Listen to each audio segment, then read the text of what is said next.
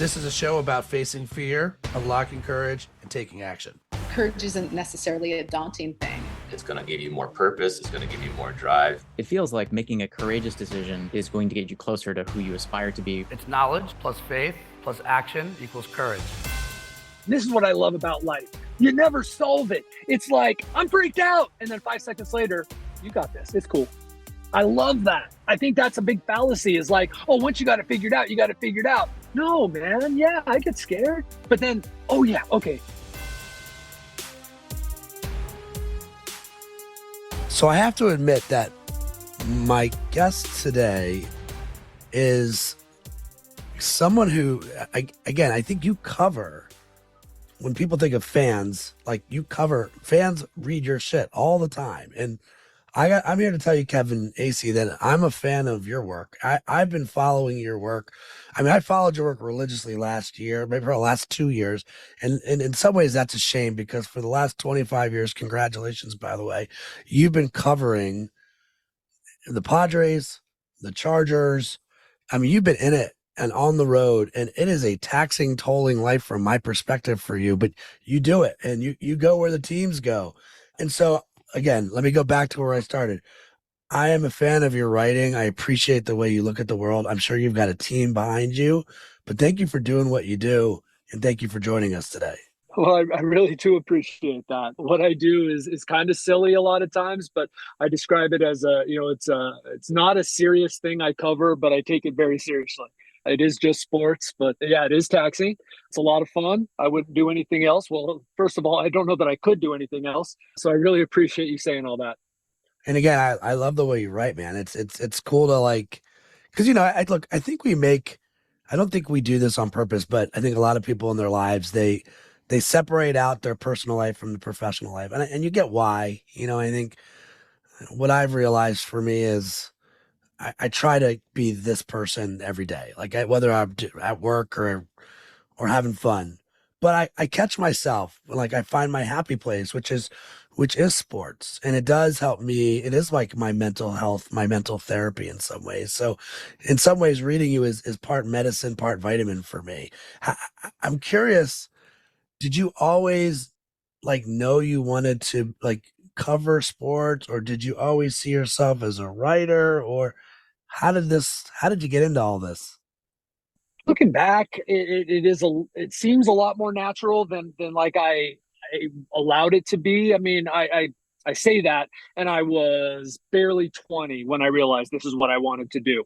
So I guess that's pretty early because I started doing it right away and rose fairly quickly to doing what I wanted to do, which was cover baseball, even though I took a good 20-year detour from that. I wanted to be an English professor at one point because I loved college. I thought, hey, I can stay here the rest of my life. And, I wanted at one point to run a hotel and live there. And look, I've incorporated both of those things a little bit. I write and I practically live in hotels. So I don't know. I honestly, for me, and this is what I tell everybody, I have a job that is suited for me, that is fun, that I love, and I can't imagine doing anything else. As a guy that's in the courage business, and I can remember I'm an observationalist. I think maybe that's why I like your work. I appreciate your ability to look at something and provide a unique perspective that I hadn't read or heard about a player or a team, but I don't know. There's times when I'm like, am I really courageous? The people I'm covering are courageous, right? There's joy in that. You think about a player stepping up to the plate and seeing a 100 mile per hour fastball in front of 45,000 people. That's pretty damn courageous. Do you think of yourself as courageous, or do you think you just cover courageous stories?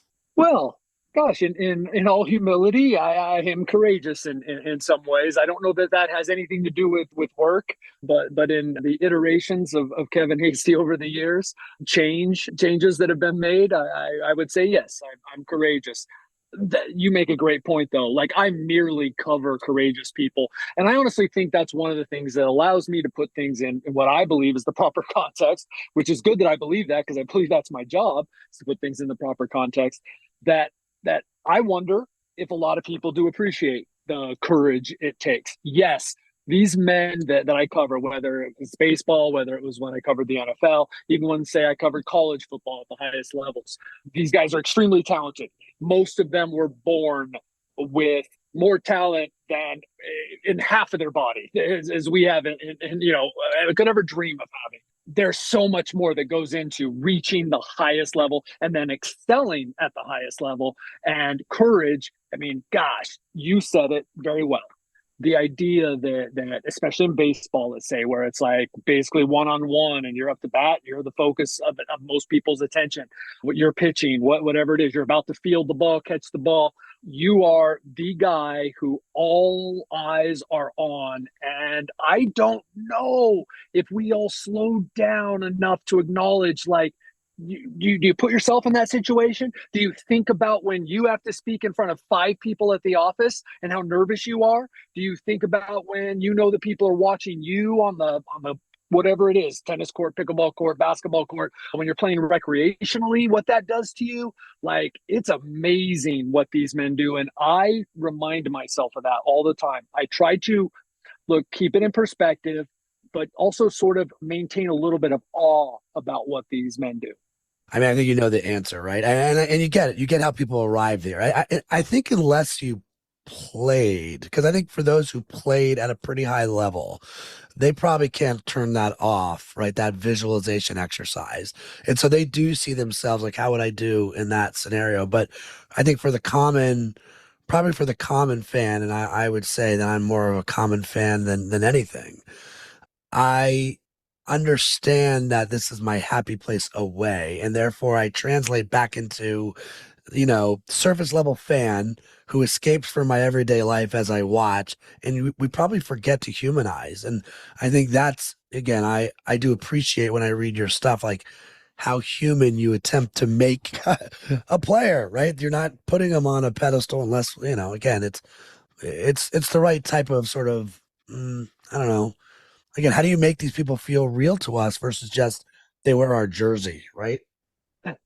Right. And I have to be cognizant of that's kind of what a lot of people care about, right? That like is that they're wearing the jersey and maybe that these people are paying for tickets or have invested in monetary and emotional ways. And so they want the news. Okay. And humanizing these guys, I do believe that's a part of my job, though you got to be careful there as well. Truly, I've covered 4 or 5 people in my entire career that I would feel safe to put on a pedestal, as in they're not going to let me down. Philip Rivers, for instance, Eric Weddle, for instance, maybe Craig Stammen, Tim Salmon, certain guys throughout the years that, look, just because they're really good athletes doesn't mean they're not flawed individuals, since we all are. And so my main interest, you get into this job to tell stories, not to report on trade rumors and free agency and injuries, which becomes a lot of the minutia of the job that people are interested in. And so I do that, right? But like, you got into this job to tell stories, and that's become it's become a little bit of a challenge in today's day and age. People are interested in just the news, and I feel it's my job to try to push back on that a little bit and still bring a little humanity and context to what I report on. I think that's probably why here on, at least on this show, right? I'm attracted to the stories, and I read a lot, I read a lot of other people, but I like religiously appreciate that you're in my inbox once a week, or every day, come baseball season. And maybe, I want to go back to something you said, and maybe this is how we break down the rest of the episode. You said, if you really look at you, so let's talk about you as the courageous sort of, how the hell did Kevin Acee get here? And I want to hear that courageous story. And then I think we'd be doing a disservice if we didn't talk a little bit about baseball and like, do I need to get a voodoo doll of the Dodgers now? And like, let's have that chat about baseball on the back half of the episode. But let's start with you. Like, when you say, if you step back and you're going to even do a story on yourself, right? Like, it is a courageous feat. It is a courageous story. So tell me why you feel that way. This job was about all that was important to me for a long time. And I'm fortunate in a situation now where my kids are grown. My wife is on the road as much as I am. And so I'm in a position to do this and it not feel entirely selfish as it did for so long. And my priorities were out of whack in terms of everything was about fulfilling me in a lot of ways that I won't bog down or overshare here. But, you know, and that was my security blanket, right? Like if everything else falling apart, work was good. And you need to make changes. And the funny thing about making changes and giving it all up and saying, you know, whatever happens here is just going to happen because like I'm not doing a good job at leaving a legacy. I'm not doing a good job at being a husband, being a dad. You kind of give it all up and then things happen and you get to, at least me, I got lucky maybe, you know, when I started to do the right thing, which I'll go ahead and use your term and call it courageous because I have come across a lot of people that, and certainly myself for many decades, change is it's impossible. Change is really hard, but I made the changes and then suddenly, boom, 7 years ago, a chance to cover baseball again. And my wife says, yeah, you can do that. I mean, because of our life circumstance at that point, you can do that because it's 150, 180 nights a year on the road. And like I said, she does that as well. And so it's all worked out. We talk about all the time, like this is our life. Other people think we're crazy, that we're insane. I joke that it's the only way to be married to me is to spend 130 nights a year with me because, you know, you don't get sick of me. That's our life. It's not for everybody. What does your wife do? She is much more successful and everything positive, you could say. She is a vice president for a large multinational company. Okay, so she's on the road for that reason. You're on the road for obviously for baseball. I don't see how I can't probe a little bit deeper though. You know, I know you said you don't have to share everything, but 7 years ago, was there a moment, maybe it's even before that, right, where you felt, okay, I'm being selfish, or this thing is larger than me. Like, what was the moment for you? Do you mind sharing a little bit where you felt that a change was needed? Maybe you didn't make the change right away, but you at least like stop lying to yourself that a change was needed. Yeah, life is not linear, is it? Like I had tried to make changes incrementally, and that's not how you make change, or at least not me. That's not how I was able to make change. I had to make it wholesale. And I will say this, I went to a point where I said, well, everything I think is wrong. I know it's not, but who cares? Who cares if I am being slighted here or I'm giving this up? Because so much of what I think is so selfish, is just so self-centered, is so twisted that I'm just going to go ahead and say rebuild from the bottom up. And it was that my wife just no longer, like, she's a wonderful woman. She just is, man. And honesty is her trait, and man, does honesty sting. But you know, I wasn't good. Life was better when I wasn't around.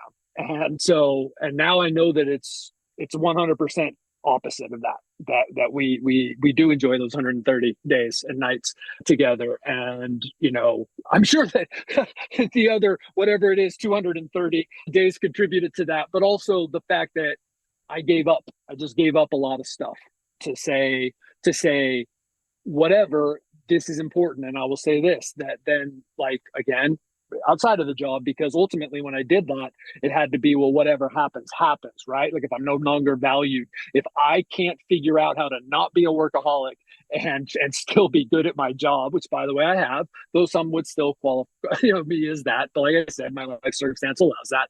But outside of the job, you know, my oldest son has 2 kids now, and grandkids are 10,000 times better than kids because they're not yours, but they're still your blood. They're not yours. They're your kid's kid. It's hard to explain if you haven't been there. And I will say that I am 1,000 times at least better grandfather than I was father. And it is a lot of those nights at home, days at home are spent doing that and the really important stuff. And I'm not trying to pretend like, dude, I am not a good, someone asked me, someone extremely successful, a person a few levels up from my wife at this gigantic company back in November. We were having dinner and he asked the people at the table, you know, how do you achieve balance? And I just had it was a surprise question. But honestly, if you'd given me an hour, I would have had to just been honest and say, I'm not so good at it. All right. But here's my balance. 8 months a year, almost all I do is cover the Padres. And that's almost all. And fortunately, my life right now, grown kids, wife who's gone all the time, my life allows me to do that. And then for 4 months, I almost do no Padres, very little. Like, let's be honest, like October was spent, if you're familiar with the Padres, which I know you are, but, their manager left. There was a manager search.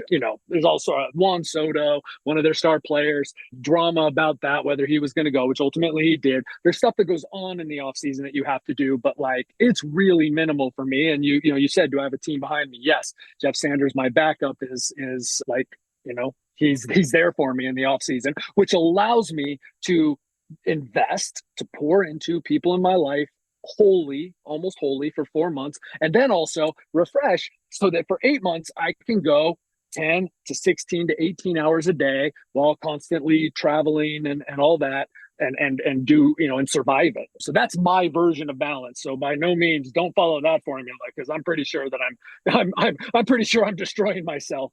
But yeah, I got healthier mentally, physically, and everything. And if I hadn't, I don't think that I would be able to achieve this. I really don't. Now, to me, there's also a spiritual component. And to me, that's extremely important. Like, it's number one to me. However, I'm not saying that it's impossible to achieve change without that. But, for me, it was like this entire give up thing. And then say, all right, what do I do? Had I known you at the time, maybe I would have taken a little bit of what you do and incorporate that. I took a lot of what my wife did and I incorporated that. What I mostly did was take a look at myself and go, don't do those things anymore. Right. First of all, it sounds like, you're basically Professor Acee, right? You're Professor Padres, right? You work for 9 months, and then school gets out for a couple months, and you get to sort of recharge, and then you come back for the next school year called baseball season. But you know what? I think this isn't about you. This is my response to it, Kevin. It's like, the ego is a funny thing. Like, I'm really thinking about myself. Like, when I've been out of shape the most, right? And I'm like, I have to surrender and just suck it up that I look like shit at the gym. And I'm going to go and start again. And I need a trainer. I can't do this by myself. And I think we all try to do this stuff by ourselves. And by the way, mentally, a trainer might be a therapist. Maybe it's your best friend, maybe like your wife, right? You could act, but it's always about the moment you stop lying to yourself, and the moment that you can surrender that, and you can start to be truthful about it. And even on this show, I've now done almost 150 episodes, and I always come back to, like, what do I learn from the guests? Almost every single time, it's like, I just try to keep it real. And it's like, what do you mean by that? It's just, the minute we keep ourselves honest, right, and we're real about shit, usually things start to improve. By the way, you sound happy to me. I mean, I'm sure you've gone through the journey, but you do sound happy to me. I'm assuming you're liking this version of your life. Well, what's beautiful is that I feel happy because I could have fooled you at any point, just like I could be now. But you are correct that I am. Now, I will say this: like bad amounts of caffeine go into, if I were to sound anything like this in August, right? So like 7 months into my 8 months, right? Like, it would be because, I got that rare good night's sleep and lots of caffeine. Whereas right now there's virtually no caffeine and I'm always sleeping well. Yeah, the season is just I'm the same person, but like I work really a lot harder at it during the season to try to still have this level of buoyancy and also satisfaction, man. But like, fortunately, again, like my dad who sold insurance, man, and he said, he told me, you got to have a job you love. And I'm like, dude, you must mean like that you can tolerate and you make a lot of money, because selling insurance, are you kidding me? And it turned out through the course of stories over the years after I'm an adult that the dude just loved selling insurance. He loved talking to people and doing that. He meant it. And it's like, man, how lucky am I to have found this job that I get to watch 150 games a year, 145 to 150 regular season baseball games in person every year. And everything I do around that, which is the reporting in the off season, the reporting on the trades, putting up with certain personalities, the travel, all of that is because, man, look at what I get to do. Yeah, it's funny you'd say the word about your dad about tolerating. Like my dad is 82. He is a lawyer, and he I have to be careful with this, but from my perspective, he delicately hoodwinked my brother into being a lawyer who doesn't practice anymore. And my brother is off the charts smart, great writer. But my dad truly loves it and still works. And he's definitely of the mindset, he's a use it or lose it guy. He never golfed. So it's his hobby. Like this is his golf. And it's truly is his happy place. But it's funny, earlier in the year, I said, I did one of my weekly dose of courages. And by the way, I post something twice a week. It's unbelievable that you do it every day or 6 days a week, but two is enough for me. But tolerable, I think I wrote, the subject title was my least favorite word of the year, and it was tolerate or tolerable. And it's like, I think that if you allow the word tolerable, that person's tolerable. That person, I tolerate that behavior. Like that is never a good place to be. Ever a good place to be, that you tolerate something.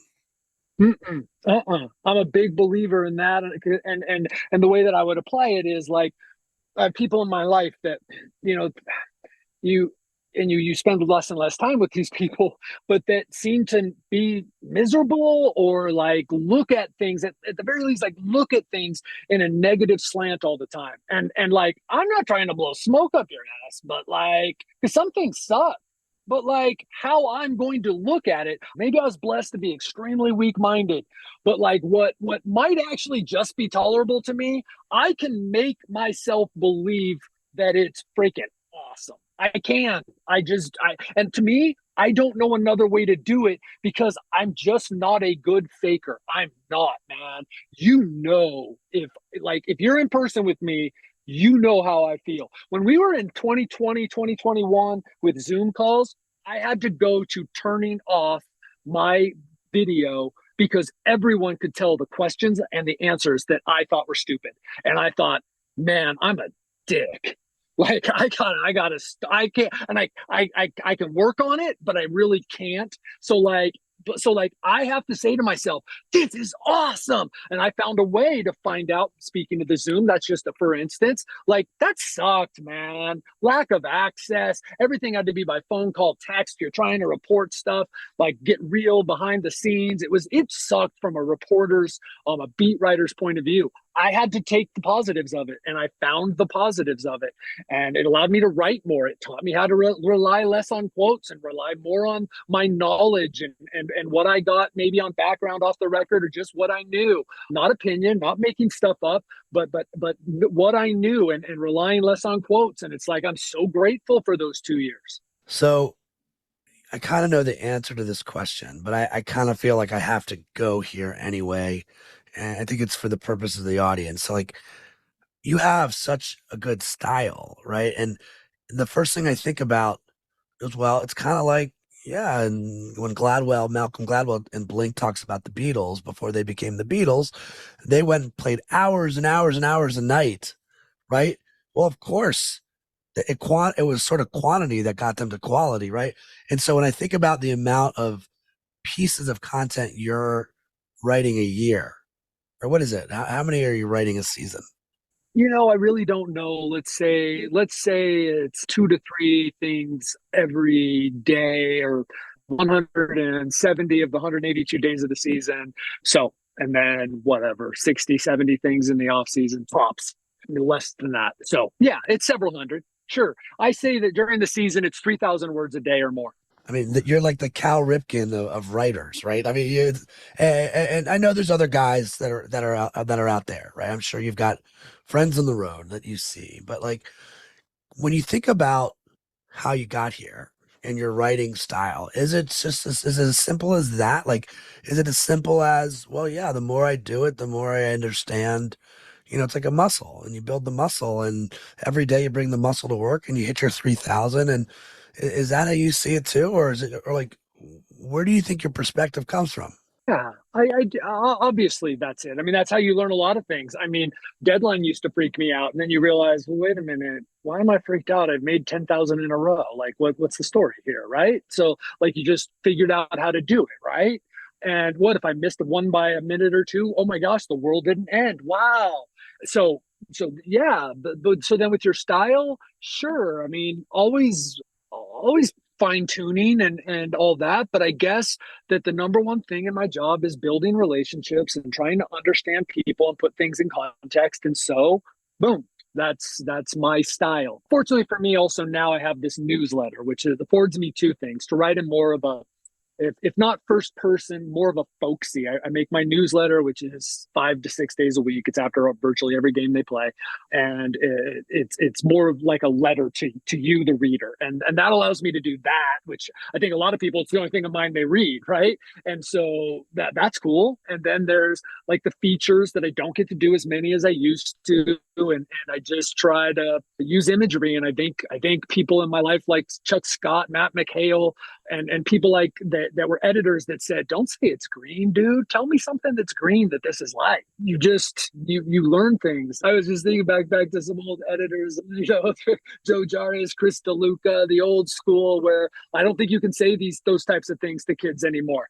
What are you bringing me this shit for? Go back and work on this for like 2 hours. And yeah, the final interview you do could be the one that ruins the story, let's be honest. but is also could be this one that makes the whole story. So it's just like never stop working, and then it becomes natural. I just wrote a 240-inch story, which is 50 inches longer than anything that I'd ever written. Thank you to my boss, Ryan Finley, because I think, as much as it wasn't the best story I've ever written, but he decided that it was worth that much. And so he allowed it to go like that. And he did a lot of work to make it look presentable. And so did I. I don't think it read like 240 inches, which, by the way, is 9,000 words.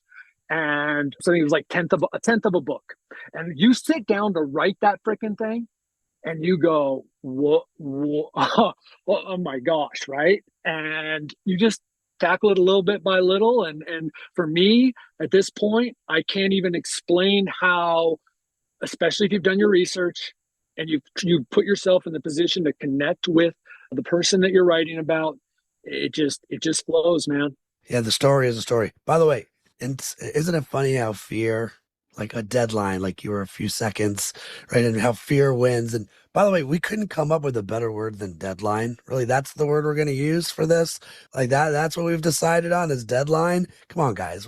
But to your point, like I had sort of the same, parallel sort of idea. Like, I don't see I understand that I am an entrepreneur, but I don't see myself as an entrepreneur. And yet, as I step back and look at this, it's like, holy, like, how is it that I've somehow, for 20 years, I've figured out a way to stay in San Diego, right? Not really work for anybody else. Obviously, my clients I work for, but you know what I mean? Like, there is some semblance of freedom. And yet still on a regular basis on certain projects, I'm like, oh my God, I'm going to fail. I'm going to have to go back to this job. I'm going to have to back to this. And yet then I'll have that like little moment of clarity like you had. For me, it was like, wow, good for, like, somehow for 20 years I've been able to survive here and do this. And it does bring me a semblance of joy that, okay, like, I got this, we've got this, right? But our brains are so wired for something else. It's that we're wired for fear. Do you still feel that fear though on a deadline, or are you finally like, okay, brain, I'm at peace with this reality? I think it's a it's an ongoing thing where, like, every time I get a little cocky about deadline, something crazy, and baseball's crazy. And I would love to know how many other teams are like this, but the dang Padres, with the 1-run games and everything, there are times where I've got 3 stories up at a time in the 9th inning or the 8th inning, and then the 10th inning, then the 11th, whatever, because I got to have a win, a loss, or, oh, we're tied at deadline, right? When this paper went to press, right? Because I'm writing for both the print product and the web. So, and I have to file as soon as the game's over for the web, regardless of whether it's afternoon game or not. So I've got, multiple stories going at the same time, and it'll keep you humble, deadline will. So yeah, it's not that paralyzing fear. And it's that, oh, this is what I love about life. You never solve it. It's like, I'm freaked out. And then 5 seconds later, you got this. It's cool. I love that. I think that's a big fallacy, is like, oh, once you got it figured out, you got it figured out. No, man. Yeah, I get scared. But then oh yeah, okay. Just like failure, the person, I don't even know what his last name is, man named Pete. He's like, dude, I got this feeling like you think when you fail that you're a failure. And it's like, maybe you figured that out when you were 5 years old, but I did at 45. Okay. And it's like, I'm not. Like that's amazing. That was an amazing concept to me. Oh yeah, duh. Everyone fails. So yeah, I still get scared by deadline. And then the beauty is that then I go, huh, you just did this last night, man. Cool. I need to go buy ohyeahduh.com because I think, to your point, like, oh yeah, duh, like everybody gets scared. Oh yeah, duh, Yes. everybody fails. Oh yeah, Yes. duh, like everyone's dealing with the exact same imposter syndrome. Oh yeah, duh, right? Like I don't think I think as a species, we're not really good with context. And I think, again, I'm kind of back to like, why I love your stuff is because I feel like I don't see you as this is just me, and this is not to knock the branded term of beat reporter. I'm not trying to knock that. I just think there's true perspective, there's storytelling, and you're giving me more every single time out. Let me ask you this. Let's say that someone listening right now is like, I want to do what Kevin does. That sounds awesome. Like you said, this is amazing. Yes, there's conversations you need to have with your wife when you're on the road for, okay, balance takes move balance aside for a little bit. But like for someone who wants to do what you do, help them get started. Like, how do you start?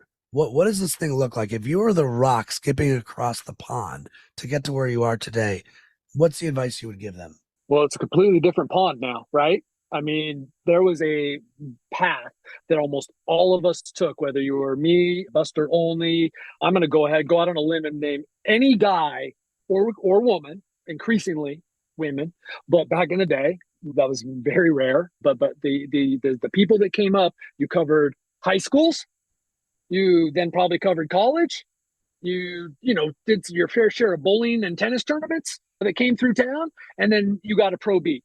Very rare that you would just skip to covering the pros.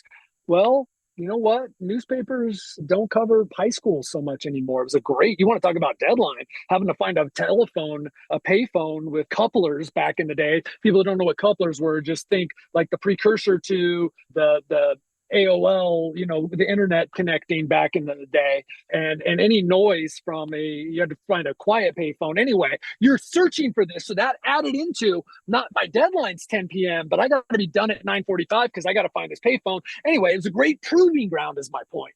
And you just moved up through the ranks. And now I just don't know. I mean, I see a lot of guys that have started their own websites, and then guys that have, like, gosh, Mike Florio back in the day, right? You talk about courageous Pro Football Talk, a lawyer, I believe, and he loved football and gossip and rumors, and created this multi-million dollar idea that was bought by NBC. And so there's that, right? Guys who do trade rumors, fan graphs, all that. But there's far more guys who, like, I don't know how they're making a living, but who am I to say that's not the path now? Look, the fact is, it's an industry that is just not the same as it was. I'm not going to say it's a dying industry. I have hope and belief, and I think there are signs that the news industry and the coverage of sports is going to be around forever in some form or another. But I'm sorry that I'm stumped as to the advice to give people, other than to be a beat writer is a lifestyle. Now, I dare say, and this is other beat writers that tell me this, that I cover more games than most, and if not all, and I write more words and all that than most, but still, it doesn't matter if you're covering 120 games instead of 150. That's a lifestyle, man, and you gotta love it. You gotta want to do it, or else you're gonna be miserable. And that's the one thing I've held on, not the one thing, but one of the main things I held on to is early on I noticed all these old guys in the industry were like bitter and cynical. And I'm like, you will not be that, Kevin. And I have to fight it sometimes because, as I often remind people, like a big part of my job is being lied to.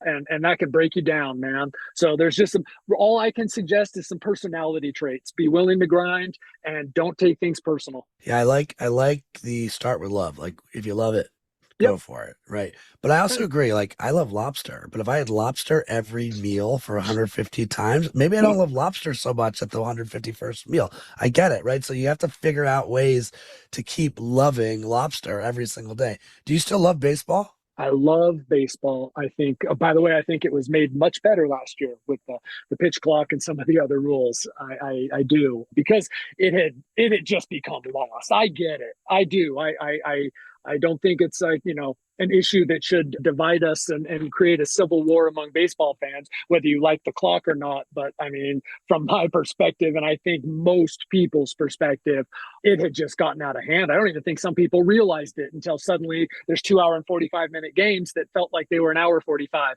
instead of 2 hour 45-minute games that felt like they were 3.5 or 4 hours. And by the way, there were a lot of 3.5, 4 hour games, and that was ridiculous. And so I think it's a really fantastic version right now. But I absolutely love baseball, and I still love the players. People might be surprised to know that I enjoy Manny Machado. And if you know some of the back history of Manny Machado or some of the back history of Manny Machado and I part of it is I choose to enjoy everyone to not everyone. Let me just be honest. I choose to try to enjoy everyone. And the other part is he's an enjoyable guy at times, but that's what you have to do. That's what Kevin Acee has to do, is decide that he's going to enjoy some things and some people. I love the grind. I love traveling.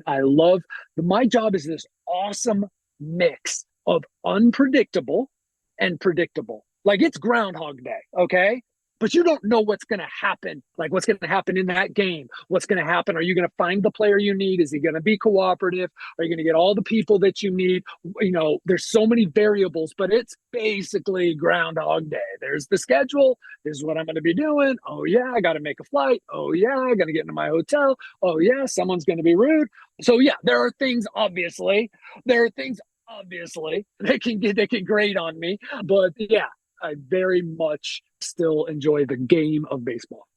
So I'm not Kevin Acee, but in the spirit of Kevin Bacon and the Kevin Bacon game, I'm 2 degrees away from Manny right after, and it takes me reading some of your magic to pretend to try to understand Manny, but we're kind of back to where we started, right? First of all, I do love Manny, and again I'm back to that, being in awe of a guy that can go in the box and when pressure is highest, and I'll say kind of the thing we talked about earlier, but even get more detailed. Like we have no idea, by the way, what's actually going on in these people's lives. We have no idea what's going on at home, right? There's probably something, right? Like they're just like us. They're just like us, is right? It right? Is it? Ask yourself: is there something going on in your home right now, or was there last week? Box checked, right? Box checked. So trying to again back to a little bit of empathy and humanizing them. But so you've now been doing this job. We're shifting into baseball talk, but when I think about you, there's almost always, I think there's 4 brands at stake almost always when you do what you do. There's Kevin Acee, because Kevin Acee is now a brand. Well, and we might have to extend our podcast if you disagree with me on that. But you're a brand. People have a perception of you. I certainly do, and there's joy there for me. And I enjoy reading. Maybe Manny Machado has another take on you, right? Maybe we'll get Manny on here. But then so that's one brand is Kevin, and then there's the Union-Tribune, right? San Diego Union-Tribune. That's another brand, and then there's the San Diego Padres, and then there's Major League Baseball, and all 4 of these brands are at play as you're doing your job. And when you now are in a locker room or you're interviewing a player, they know you, you know them, especially sort of like a Manny. Is there enough? They know you're doing a job. Is there mutual respect? Do you feel like there's a level of you pass go and it's less transactional, or what can you share about those relationships? So we made it about 40 minutes without me sounding like the get off your lawn, and I won't go deep into it, right? I won't be the old man.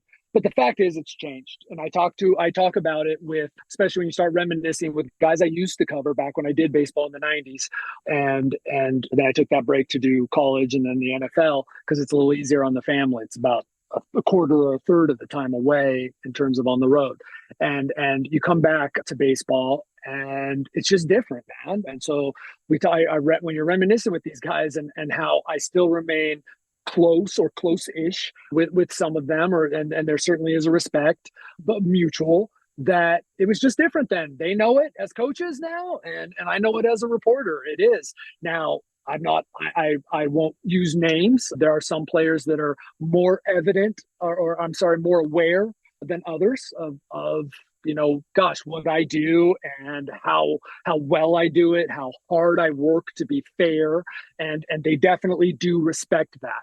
It's not like it used to be. I mean, it used to be you walk in the clubhouse, if you wrote something, the guys admitted they read it, they yelled at you, and then it was over. And now it's just a little different. It's a little more passive aggressive. It's a little bit more, you got to drag it out of them and they go to ignoring you. I'm always going to defend players too. It's a different time. Everything's on social media. It drives me nuts, and I try to be aware of it. And sometimes I just have to go, well, there's nothing I can do about it. I'm going to write it, put it in context. And however the public interprets it, that's just going to, that's not really my problem if I do my best. There are times where I choose not to write something because the public is certain factions of the public maybe are going to take something that a player says or does or that I witnessed and put it out of context. It's a very challenging time to be a player, to be a public figure, let's say, is the point I'm trying to get across. And I try to understand that. But yeah, it really is a mix now. I used to be very confident for decades, and I'm at about 25 years of covering pro sports now, that there was a mutual respect, and that was the most important thing that I could earn, was by being there every day, by being fair, and by, when I messed up, admitting it, and being there to, when you wrote something, to be there the next day, to, if someone had a problem with it. And I take pride in that. And now I'm not sure that is, well, I'm positive, but that's not nearly as universally understood by players. And there's just a lot of reasons for that. It's not just players. I mean, look, every generation, my dad and I have talked about it. I'm sure his dad and him talked about it. It just, the world changes a little bit. Get off my lawn. That's what I did hear that. Exactly. I did hear it a little bit. Exactly. But yeah, look, as a guy that plays a lot in brand, right? Like, if Manny comes on the show, like, I'm sure I won't get, to your point, I don't know if I'd get an honest answer from Manny on this, but like, what are the brand of the reporters? Like, have they ever said something that how many of them acknowledge they don't have to be the catcher in this situation, right? They can be the pitcher too. Like, they can be proactive on what they want the community to know about them. It doesn't have to be a reactionary sort of thing. All right. I got to ask, and I understand that I don't know if you're going to pull this card on me. So let me, because I can see you being like, well, my job is to, not have perspective on what I see, not what I don't see yet. So I understand that. But I got to ask, we've got here in San Diego, we got a new manager. To your point, I fully agree that even with the Padres kind of padreing it last year, there was a ton of joy for me to watch the club. I do feel, and by the way, I say this looking at Major League Baseball too. It felt like there was more energy in baseball, like you talked about the pitching clock. But I also acknowledge that maybe in Kansas City or someplace Washington, right, in the Nationals, where the bar was low and they hit the bar, right? It was like maybe there wasn't that energy. We felt that energy from like before the season started that we were going to go for it. So I always felt like even though we didn't hit the expectation bar, the season as a whole was very fun and very interesting. Therefore, it felt like baseball felt more energized and more young. I don't know if the whole country feels that way or not. As we go into this season, I feel like a lot of Padre fans, it's sort of like there was a not that we won't compete. Maybe the whole less is more, right? Like, I loved what Soto did from my perspective, but there's a lot of change. And so I'm just curious if you were going to help us get excited about the season or temper expectations or somewhere in between. Give me the Kevin Acee early sort of, here's my take. This is still has the potential to be a very good team. Obviously, they need another outfielder to play virtually every day. They definitely, before that, need another 3 starting pitchers. But obviously, those are things that they are going to get. But whatever quality, we'll see. But this is still a very good team. And I'm not just speaking like relative to like, look, I mean, you still got Fernando Tatis Jr., Manny Machado, Xander Bogaerts, and that's just like the top 3. Like that's a good nucleus right there. This is actually a good team. It's not just like better than past Padres teams. I appreciated your perspective on it, and I appreciate the perspective of every fan. If fans were just angry as could possibly be because the expectations were so high and season ticket prices went up and they have 4 jerseys and they're pissed just at everything the Padres did last year, I understand that. I also understand and very much appreciate if fans were still thought, you know what? Yeah, that was disappointing. The bar's been set higher. I want more from this team, but man, I really enjoyed watching and I appreciate what they tried to do. I definitely understand that. So I'm trying to answer your question, like, and be honest about it. I think this is a playoff team. And you mentioned Kansas City. The Royals are going to go into this season believing they're a playoff team. There are 6 spots in each league now. What was shown last year, it was shown a little bit the year before, but what was shown last year, and we'll have to see. It's only going to be the 3rd season of 6 playoff spots, so we can't draw conclusions. But, it's possible to be barely better than mediocre, make the playoffs, and then anything can happen. So, like, and the crazy thing about this baseball season is there is no other sport that's as, like, goes from, like, there's such a difference between the regular season and the postseason. And you need those. I don't know if you need 162. Do you need 144? Do you need 152? I don't know. But you need a buttload of games to determine who's the best. I mean, then that just naturally is going to set up your, annual Dodgers tank of recent years. And because, or the potential for it, I should say. It's, there's other teams that go 1 and out as well. But they've made it a little bit of an art of it. And that's obviously what they're trying to avoid now. I think the Padres are a playoff team. I believe, maybe a little less is more, though they definitely should have made the playoffs last year and completely underachieved. And whatever happened. The close games, whatever you want to say about that. Manny Machado's injury, whatever you want to say about that. Manny Machado, Jake Cronenworth, Xander Bogaerts getting the big bucks and trying a little too hard, which I do believe played into Manny even before the elbow really started to bother him. So it was a terribly disappointing season. What I love about sports, it's like one of my favorite types of stories to read is how a team was built after that team wins a World Series. And you go back and you hear and you see all the failures along the way, be it like bad trades, bad signings, firings, or what you thought was going to be was like the end of the world in that moment. And now here's this team just won the World Series. It's a journey. And there's disappointments and anger and joy and false starts along the way. And I try to keep that sense of wonder and appreciation about that. I mean, maybe that's a good place to wrap, right? Like, let's go back to something we talked about earlier. And maybe, I say this to you in permission granted to do what you want with this, right? Like, failure does not mean you failed, right? Like, you said it, not me. Like, I think if you ask San Diegans, they would say last year was a failure and they're pissed. And if you ask me, every one of the players that was on the roster that is still here, it's a chip that's growing. And if they looked at it as just like, oh, I'm excited to see now because what they do, because maybe the pressure isn't as high as it was. And, Kevin, if there's any place where maybe we disagree. And by the way, I don't cover sports. You do. So you like, I'm not going to pretend, but like, I think that when you have 162 games, there's a law of averages that's real on like if you make it or if you're not. I think if you ask about leagues, like this past weekend, and again, this is probably a tell, guys, that this is a pre-recorded show. But this past weekend, the Dallas Cowboys, in front of all of America, did what they pulled an LA Dodgers, Mm-hmm. right? Mm-hmm. Or the Dodgers pulled a Cowboys, depending on how you look at it. And that was pressure that like is big time. I feel like the NFL is right there too on like, it's a whole new season come the playoffs. And are you really, really ready for that pressure versus baseball? It's like the right teams are supposed to they're going to get in or they're not. And even though we had all those 1-run games, from a leadership standpoint, I want to know who the leader in the locker room is. And again, you're Kevin Acee. This is a Kevin Bacon thing. I didn't know who the leader was in that locker room last year. I just didn't know. Was it really Manny? Was it Melvin? Was it?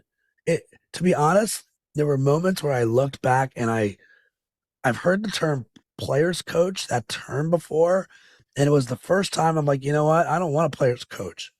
I want a coach that players want to play for. That's what I want. And I'm not saying that Melvin's a player's coach, and I'm not to vilify him but that was the term that I thought of. So maybe the one question I've got, tell me about our new manager. Well, what's he like? Is likable, hard ass, somewhere in between? I don't know anything about him. So just first to go to last year, I don't think they knew who the leader was. It was Manny for sure, but like, is Manny, should it have been Manny? That's a question that I guess we'll see going forward. Maybe Manny's still evolving as a leader, and I think that that's only fair to point out that okay, cool, guy's 31 years old now. Should he have maybe done some different things along the way here? Sure, okay, but going forward, has Manny learned? And I won't get into private conversations details of private conversations Manny and I have had, but if he's to be true to his word, I think there are things that he's learned, and so that should be seen as a positive for the Padres and fans. Mike Shildt is, I believe, the best suited manager that AJ Preller has had, in that Mike Shildt is all baseball all the time. Mike Shildt is an organizational man. He believes the manager should know like all facets of the organization and should stay, pretty much in his lane there. I'm not talking, I don't mean to talk specifically about any one of the 3 previous full-time managers under AJ Preller. I'm just saying that like Mike Shildt is the most like AJ Preller, though probably a little more well-rounded than AJ, but because AJ is all baseball all the time and to pick up basketball. But that's I believe that I'm not saying that he's going to be better. Mike is, though Mike has never had a losing season. I'm not going to say he's going to be better. He is best suited to work alongside with AJ Preller. They share many of the same thoughts on how an organization should be run, and what the relationship between manager and general manager should be. And so that's what I can say right now, is that they are aligned. And it's no coincidence that like in his first 5 public appearances after being named manager, that Mike Shildt used that word, and he used it in an interview process. And guess what? He's lived it. He lived it with the Cardinals coming up through that organization. There was a time when that was like practically the ultimate alignment organization, top to bottom. And so I just think that, look, saying that Mike Shildt is the right guy at the right time doesn't mean that like someone else couldn't have been, or that the guy who was here couldn't have been. But as you pointed out, like, where was it? Like, why didn't it get better? Obviously some mistakes were made, that this team finished 82-80 instead of 85 wins, which would have got him in the playoffs. Hey, Kevin, thanks so much, man. I know your life's about to get bonkers here. Well, when does spring training start? What are we, 3 weeks away? Yeah, when did they report on the 10th? And yeah, because they have kind of they report early and have an abbreviated spring training because they go to start the season in Korea. So leave for Korea on the 13th of March and report after reporting on the 10th of February. Now, did you need me to come alongside that Korea trip with you? Is that what you were asking? Well, I mean, I can always use the help. Absolutely. If you need an intern, I'm happy to. Well, that's going to be so much fun. I can't. Well, I know it is. It's a mixer though, because now you've got even more time, right? That you got to. This is a classic where I don't even try to explain it, but I'll just go ahead and be honest. When I come on to one of these programs, I make a commitment to answer all questions, try to give some insight. That, yes, I'm looking forward to it. That's great. And it'll be interesting. I've never been to Korea. Guess what? It's gonna be a pain in the ass. And you know what comes after that? 160 more games. Right. Congrats. And the It only starts time I've earlier. been jet lagged is coming back from Asia. Like I don't get jet lagged, but Asia's a beast, man. And I'm forget me. Those players got to turn around 5 days later and start a season. So Right. So you're saying beware of the slow start is what I'm hearing. I don't know. Or maybe they're all geeked up, like when, guy has the flu and goes out and hits 2 bombs, right? Like, maybe they overcompensate or whatever. So, all right, I better give you your life back. You need to rest up, Kevin. Hey, thanks for coming on the show. Appreciate you. Going to continue to be a fan of your work, and stay brave out there, man. Right on. Thanks a lot. You got it, Kevin. Take care, buddy. Thanks for tuning in to this episode of the Courageous Podcast. If you enjoy the show, don't forget to rate and review us on Apple Podcasts so more people can find us. See you again next week.